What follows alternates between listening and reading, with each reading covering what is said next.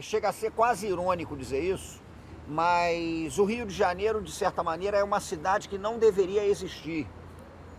Porque quando você fala com urbanistas e etc., você vai chegar à conclusão que o pior lugar do planeta para você colocar uma cidade é um lugar em que você tem mar de morro, é o lugar em que você tem área pantanosa, é o lugar em que você teria, né, que fazer aterro, você teria que furar o morro, você teria que drenar pântano. Então, se a gente pensar por essa perspectiva, é uma cidade que, a rigor, já é um milagre por existir, né? Mas como do ponto de vista histórico, isso aqui era a última enseada, né, a Baía da Guanabara e etc., que dava uma certa segurança.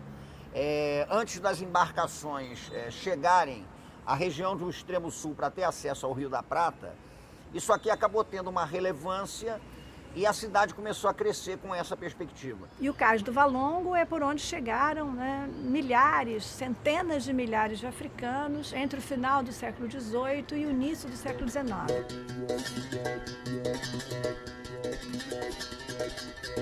O que quer dizer o Valongo? É o Vale Longo. Se vocês pegarem a geografia, são duas montanhas e a rua hoje chamada Camerino era chamada do Vale Longo, que unia o mar até o centro da cidade. Essa região aqui toda era a região mais terrível da cidade, né? Por aqui entraram, talvez, segundo algumas pesquisas, cerca de 1 milhão de africanos. Imaginem o que não é isso num espaço de poucas décadas.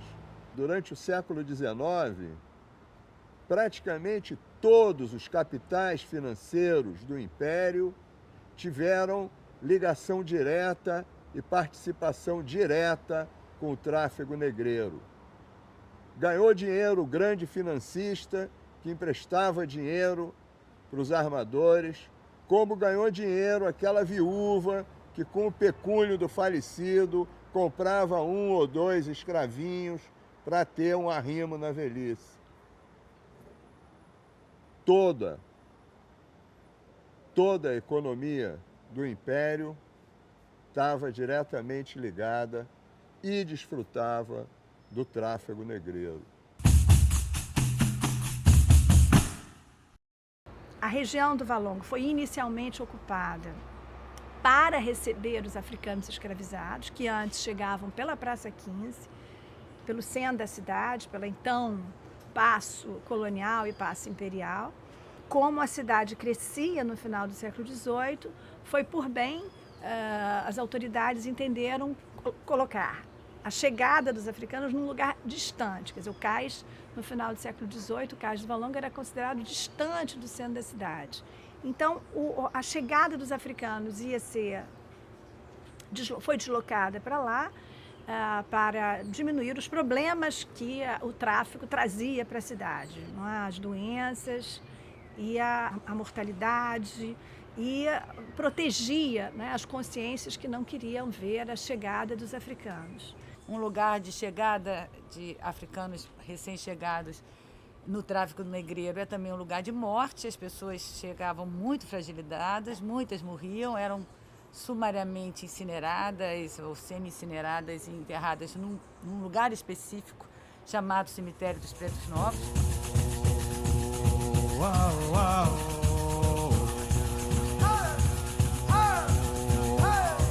Exatamente quando esse tráfico começa a ser proibido, finalmente ele é proibido em 1850, é o momento de grande boom de exportação do café, e aí essa região da cidade começa a crescer muito na segunda metade do século XIX, com os trapistas de café, com os trabalhadores de café.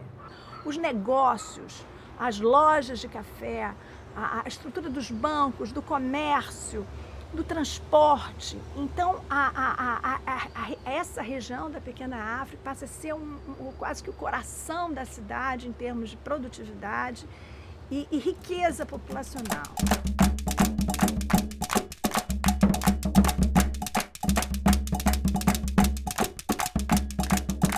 Quando a gente olha a cidade do Rio de Janeiro hoje, em 2014, a gente não tem a dimensão do que essa cidade era em 1905, 1910. Porque era tudo junto. Em 1890, 95 era tudo junto, em 1915 era tudo junto.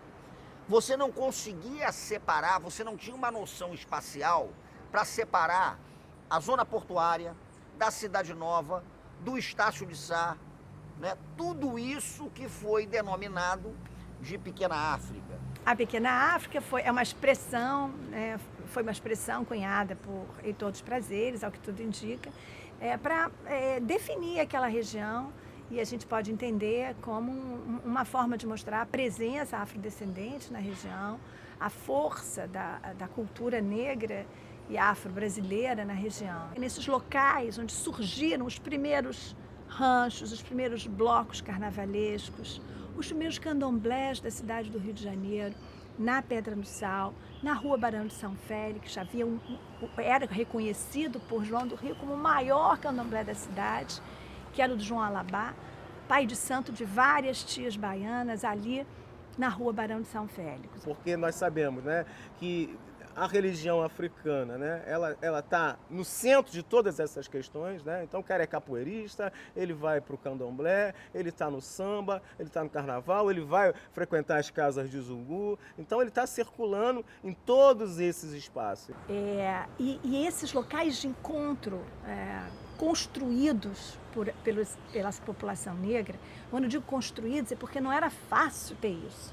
A polícia perseguia, a polícia não gostava de desordem. No Largo da Prainha, por exemplo, tinha uma casa de Zungu, que a polícia deu batida algumas vezes por desordens que tinha na casa de Zungu.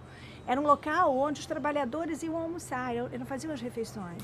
Era o angu, e o nome Zungu, angu, tem uma proximidade.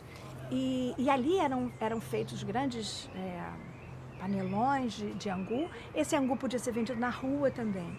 Mas no caso ali na Rua da Prainha, era numa casa que também congregava os trabalhadores na hora das refeições.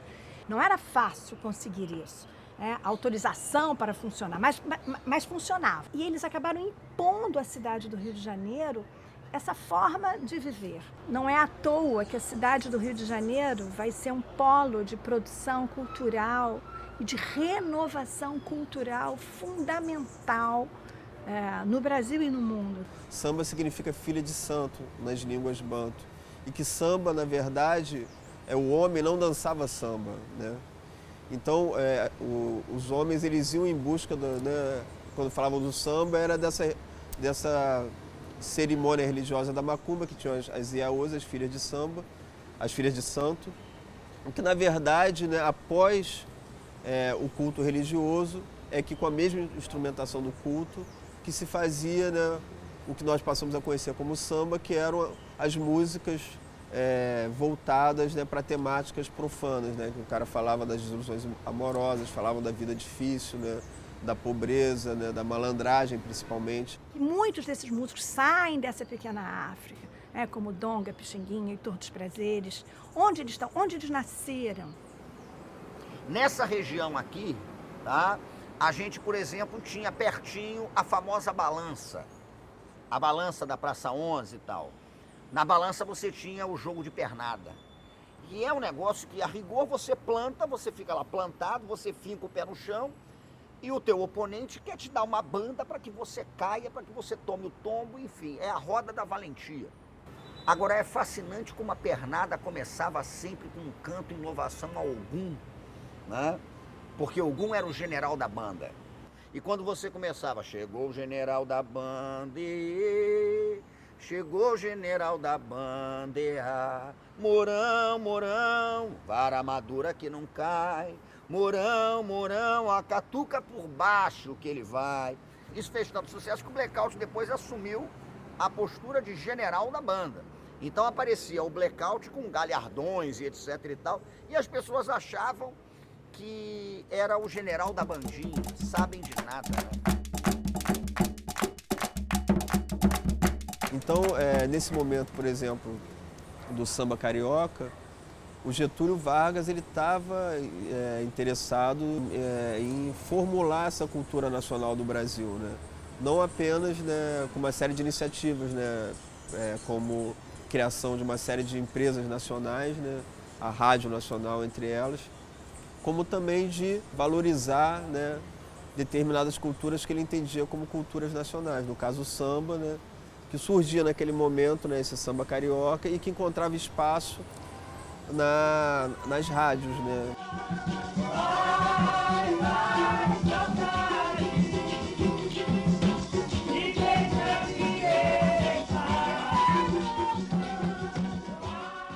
Esse encontro só poderia gerar muita coisa nova.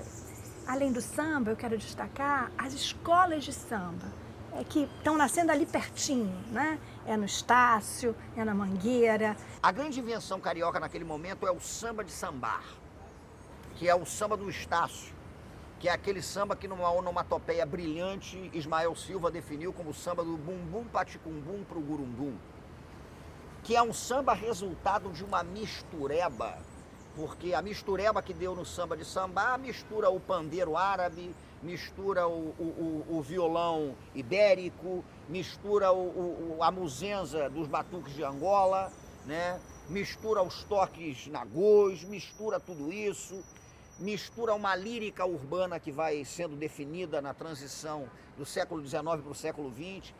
E desse caldeirão você tem o samba de sambar com seus grandes codificadores, que são Brancura, Bide, Ismael, Baiaco, Edgar, Rubem, todos eles que circundavam essa região. A região da Estiva, a região do Porto, a região da zona do Meretrício, a região do Estácio de Sá.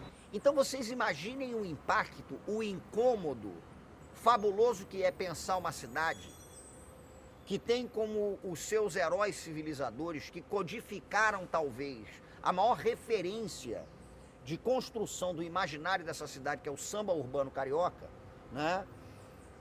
Os camaradas que estavam lá traficando maconha, os camaradas que estavam lá colocando mulher na zona, os camaradas que estavam lá morrendo de sífilis, morrendo de briga de esquina, morrendo por causa de jogo da chapinha, morrendo por causa de um jogo de ronda. A fronteira entre o horror e a beleza, a fronteira entre a morte e a vitalidade, a fronteira entre a violência e o corpo, o beijo, né? O corpo que é violado e o corpo que é amado, né?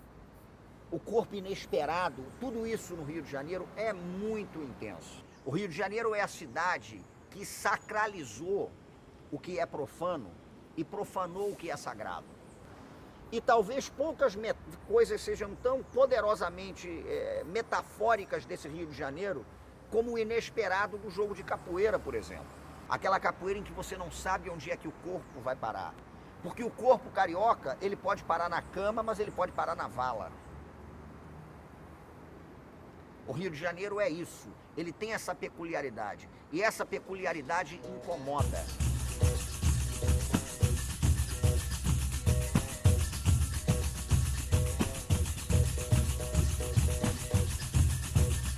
A República, ela é muito mais perversa com o negro, com o pobre em geral, do que o Império, se a gente pensar. Quando vem a República, o negro desaparece do mundo do trabalho, né?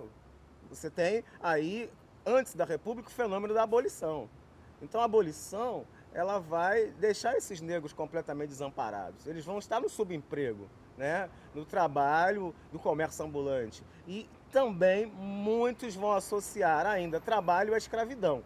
E por conta disso eles vão negligenciar esse trabalho. Então surge aí toda uma questão em torno da malandragem. E eu vejo essa malandragem, né, não de forma negativa, mas uma malandragem no bom sentido. É uma forma de você lutar, de resistir contra a pressão, né, desse Estado brasileiro, né, desde a colônia até a República. Por isso o recurso à malandragem, né? É o cara que vive de pequenos golpes, é o cara que vai jogar o carteado, né? E sempre a valer dinheiro, sempre apostado. Então é o cara que vai se virar. E é o cara também, né, que vai ser o conquistador, né? Isso, vai ter muitas mulheres. Então toda essa questão é uma forma de luta, de resistência, que vai fazer com que esses negros agora apareçam no mundo da desordem. E por aparecerem no mundo da desordem, a repressão vai ser muito grande. o Brasil adota de fato um projeto muito contundente de promoção de um branqueamento racial. E esse projeto de branqueamento racial, ele se estabelecia em duas perspectivas com muita clareza nos primeiros anos da República. Ele era um projeto de branqueamento físico, de que as relações intrarraciais depurariam a raça até o ponto em que o Brasil não teria mais traços negroides ou indígenas em sua população, né? E um branqueamento que se estruturou em cima do Código Criminal de 1891, com a elaboração da Lei de Vadiagem. A Lei de Vadiagem estabelecia que a vadiagem deveria ser criminalmente punida. Só que ela era uma lei que não explicava exatamente o que era a vadiagem. Então você ampliava um arco para enquadrar na vadiagem tudo aquilo que fosse referência, né, dos traços de cultura, sobretudo afro-ameríndias, que o Brasil tinha e tem, e que a cidade do Rio de Janeiro particularmente tinha e tem. Talvez o elemento mais contundente desse projeto, do ponto de vista da urbanização da cidade, tenha sido a reforma Passos. Mas a reforma do Pereira Passos veio acompanhada de um código de conduta municipal que era um negócio muito sério, né? Porque o código de conduta que acompanhou a reforma Passos estabelecia, por exemplo, que passava a ser contravenção passível de se transformar em crime se repetida você andar descalço nas ruas do Rio de Janeiro. Como é que você lida com a realidade de que você não quer ser tratado como criminoso? E isso, evidentemente, te coloca numa posição de estabelecer canais mínimos que sejam de diálogo, mas, ao mesmo tempo, você não pode perder a vitalidade. E, muitas vezes, o que é vital para você é o crime. O crime na visão deles. Quem fazia capoeira era vagabundo. Na cabeça da sociedade, quem praticava capoeira era vagabundo, era marginal. Ainda tinha esse ranço da história. Um ranço da história que o sistema montou. É difícil hoje no Brasil você encontrar alguém que não tenha sido diretamente marcado a ferro pela questão da escravidão, né? E mesmo os senhores. O branco, mais branco, da melhor estirpe de escravagista, é irmão de preto mais preto, das escravas desse escravagista. O melhor sobrenome desse país, se tiver um pingo de consciência, sabe que aqueles ali podem ser descendentes do seu irmão negro, feito pelo seu tataravô branco. Exatamente como é que você pode lidar com esse dilema? E aí eu chego à segunda parte da pergunta, que é o nosso dilema. Mas eu sempre digo uma coisa e aí eu aplico a capoeira. Eu sempre lembro da fresta. E a fresta não é mole. Porque quando você via, por exemplo, uma Portela, né, desfilando com um enredo em louvação as 6 datas magnas da história oficial do Brasil, aí você pensa, a Portela se adequou. Só que o naipe de caixas da bateria da Portela batia o agueré de Oxóssi. Porque o patrono da bateria da Portela é Oxóssi. Então você reconhecia a bateria da Portela quando você ouvia aquilo.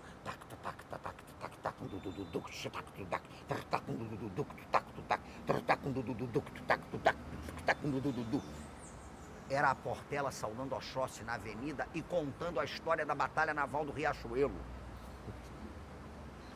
Aí quando você via, por exemplo, antes da Revolução do Pamplona, né, o Salgueiro falando das burrinhas do Debré, e aí você falava, olha que coisa interessante, mas aí vinha aquele naipe de caixas batendo o alojá de Xangô. Pá, pá, pá, pá.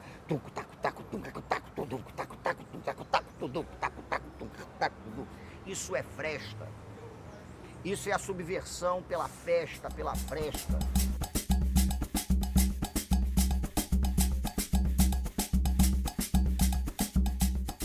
Nas Américas, onde o negro foi economicamente escravizado, ele culturalmente foi o elemento civilizador.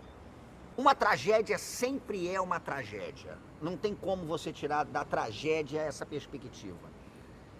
Mas há insights na tragédia que nos redimem como homens. Por isso a relevância da gente estar atento a tudo que acontece na zona portuária. Por isso a relevância de saber que a zona portuária, ela grita no que ela é e ela grita naquilo que ela não é mais, né? E por isso a necessidade vigorosa de contar, a necessidade vigorosa da palavra, a necessidade fundamental de falar, a necessidade de passar a herança da ancestralidade. A tradição é o elo, a tradição é aquilo que você acrescenta à corrente. A tradição é uma corrente que um outro elo vai ser colocado depois, você não sabe a princípio que outro elo é esse, né? Mas é o elo que joga para frente, é o elo que pensa lá na frente. Você vai lá atrás, você aprende, você escuta, você passa para frente, você dinamiza. O movimento popular, a sociedade civil, sempre se manteve atenta. Os moradores da região sempre guardaram na sua saga de oralidade a força desse espaço aqui. Quer dizer, a cidade, através dos seus habitantes daqui, nunca esqueceu o que se passou nesse pedaço de terra aqui. E aos poucos foram sendo resgatados. A academia estava atenta a isso. Quando começaram a escavação, a universidade imediatamente disse: atenção, o cais do Valongo está embaixo. E nós redescobrimos o cais. Ele está aqui, com aquelas pedras pisadas de sempre. E agora nós começamos o resgate do cais do Valongo como local de memória. Mas não é só aquele pedacinho de pedra, é esse entorno. Nós temos aqui a Docas Pedro II, que é um monumento à capacidade dos descendentes de africanos a contribuir decisivamente para a construção desse país. Porque nós pensamos sempre no escravo doméstico, no escravo das minas, no escravo da lavoura. Pois bem, foram filhos dos escravos das minas, das lavouras, dos escravos domésticos, os irmãos Rebouças, que construíram esse maravilhoso pavilhão que recebeu o nome de Docas Pedro II, em homenagem ao monarca que permitiu a esses descendentes de escravos a privarem da sua intimidade e que valorizou o trabalho desses descendentes de escravos. Então, a Doca Pedro II complementa e dá sequência a esse sítio de memória ímpar que é o Cais do Valongo. Porque com a Docas Pedro II se fecha uma equação. Aqueles que entraram aqui a ferros ferrados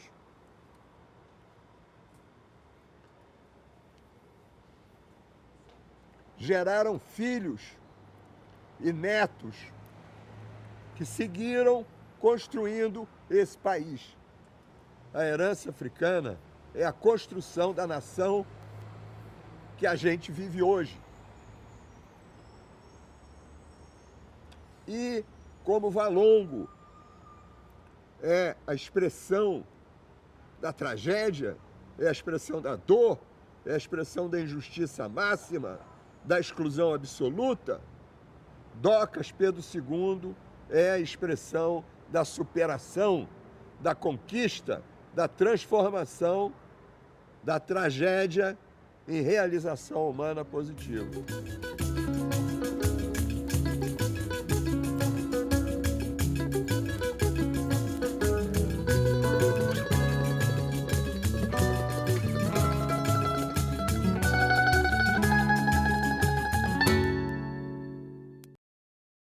E aí vem a pergunta, e como a cidade vai lidar com isso? Como é que a cidade vai... E aí quando a gente pensa na cidade, a gente pensa a capoeira é a cidade, o samba é a cidade, né? A macumba é a cidade. Mas eu acho que a cidade do Rio de Janeiro vai continuar com esse embate, porque esse embate é fundador da própria ideia de cidade. E aí o que eu vou dizer talvez seja surpreendente.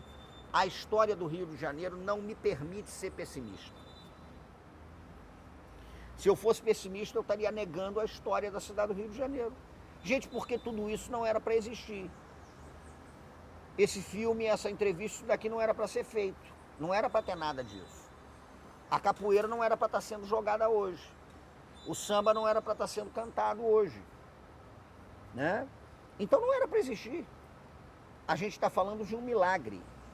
Mas eu acho que a cidade, ela é dinâmica demais. E a trajetória da cidade do Rio de Janeiro, do povo do Rio de Janeiro, é a trajetória de quem deu nó em pingo d'água. A cidade do Rio de Janeiro, ela vive um momento muito complicado, mas sempre viveu. Mas acho que o fundamento da cidade existe, o fundamento da capoeira existe. Acho que há o momento do grito e há o momento do silêncio, né? E acho que está na hora da gente olhar um pouco mais para essa cidade do Rio de Janeiro que silencia, mas que no silêncio dá a volta ao mundo. E dando a volta ao mundo começa a jogar. É essa cidade que eu acho que vai ser a nossa redenção. É essa cidade que eu acho que vai sobreviver dando nó no rabo da caninana. Yeah! Na minha terra eu vivia, colega velho, em Angola eu era rei. Na minha terra eu vivia, colega velho, em Angola eu era rei. Homem branco fez-me escravo num porão muito penei. Minha morte Deus não quis, colega velho, na Bahia eu cheguei. Ai, oi, oi, nova terra eu encontrei. Português me fez escravo, colega velho, minha história eu guardei. Na mandinga me fez safo, capoeira me livrei. Hoje em plena liberdade, colega velho, novamente eu sou rei. Ai, oi, oi, eu de novo me achei. Os meus filhos concebi, na Bahia os criei. Oh, que terra hospitaleira, colega velho, no Brasil eu morrerei. Camará, e viva meu Deus, viva meu Deus, camará, e viva o mestre, viva o mestre, camará.